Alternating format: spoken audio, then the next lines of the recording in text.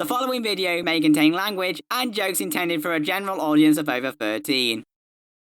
It's widely known that one of the best aspects of the classic Mega Man series is the weapons you can obtain from the Robot Masters you defeat, giving you new ways to attack enemies that your buster could only dream of. And these are the 10 weapons I find the most useful, or just the most fun to use, one of the two.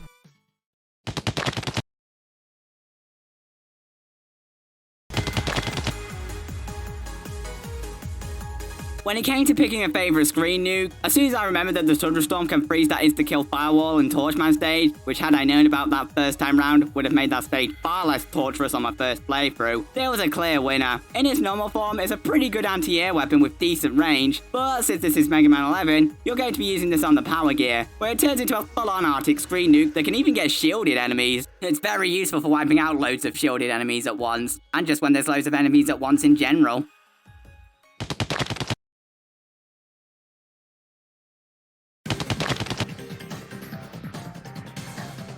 Mega Man 6's weapon selection was a huge step up from any of the previous games. I mean, the Flame Blast only just missed out on the list because of its speed, power, and downwards arc. But my personal favourite is the Silver Tomahawk. Its main advantage is the upwards arc it has, perfect for enemies out of reach from a jumping shot. And it's amazing how many enemies are positioned well for this weapon. And because of its power, it can one or two shot almost anything. It's also useful for helping you get past this piece of rubbish, and it absolutely shreds the final fight. Definitely one of the weapons I use the most in this game.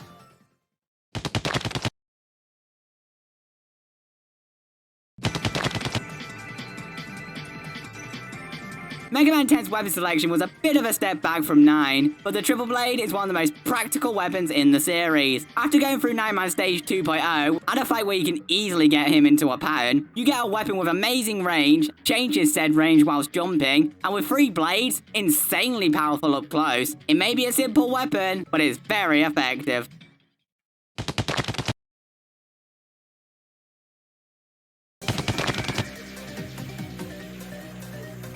Like I said in the Thunderstorm entry, most of the weapons in 11 you're going to be using on the Power Gear. That Chain Blaster takes forever to detonate in its normal form, while on the Power Gear, it becomes a full-on.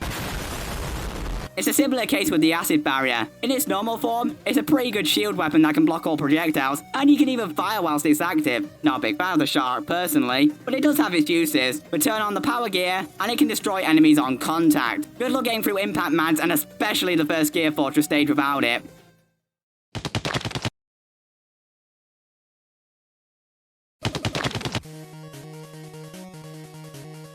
This weapon is absolutely ridiculous. The initial shot isn't that impressive, but every time it hits an enemy, it sends a bit of health back. Sure, sometimes it can fly all over the damn place, but as long as you have some of this weapon's energy tanks practically become redundant.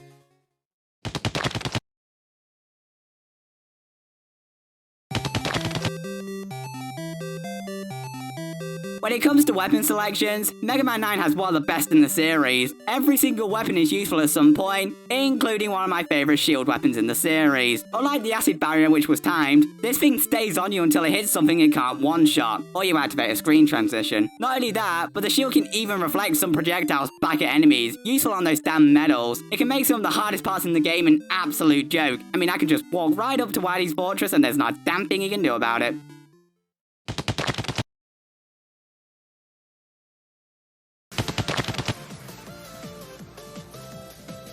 I was legit surprised to come to the realization that Fuse Man was my favourite Robot Master, and I certainly don't regret putting him there. His weapon's one of the main reasons why. It can fire in both directions, and more importantly to me, you can even aim it at the ceiling. But the third reason is, predictably, the Power Gear. Anything that isn't in the air is not going to stand a chance against that. The only stage I don't use this all the time is in Bounce Man stage, because everything there is made out of rubber. But that stage has far worse problems, you bastard.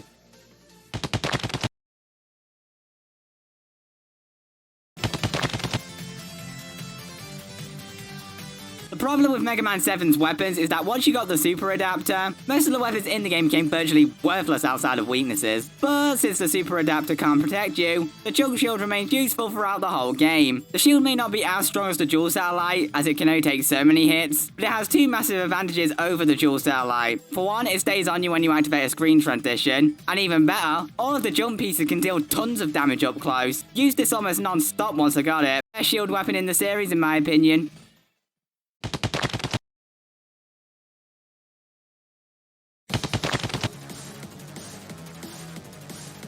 There's two reasons why I always go after Galaxy Man first. His fire is piss easy, and the Black Hole Bomb is one of the most insane weapons in the series. Once you've fired, aimed, and detonated, anything nearby is getting crushed to death. Enemies with annoying shields, sucks them in. Enemies coming out of pits, sucks them in. Dual Man Satellite giving you access to said dual satellite, sucks them in. Suck. It's ridiculous how many uses there are for this weapon, but you've probably guessed number one.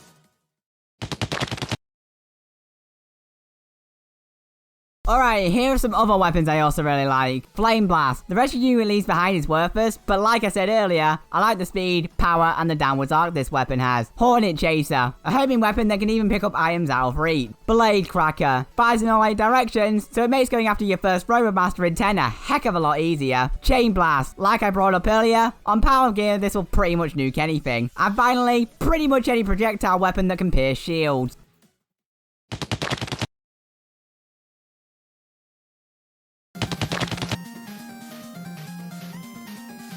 And a obligatory Metal Blade segment. I don't normally like saying something will always be my favorite of something, but unless any future weapon is this overpowered, it probably will be. It can fire in all 8 directions, tear through multiple enemies at once, and uses almost no ammo. It's insane how powerful these things are. Hell, half of the Robot Masters get shredded by this thing, including Metal Man himself in the rematch. It's only a few immune things away from snapping the game in half. It's so overpowered it single-handedly makes the game way more fun, which no other weapon has done on its own. This has been Spit Inkling. See you later, mate.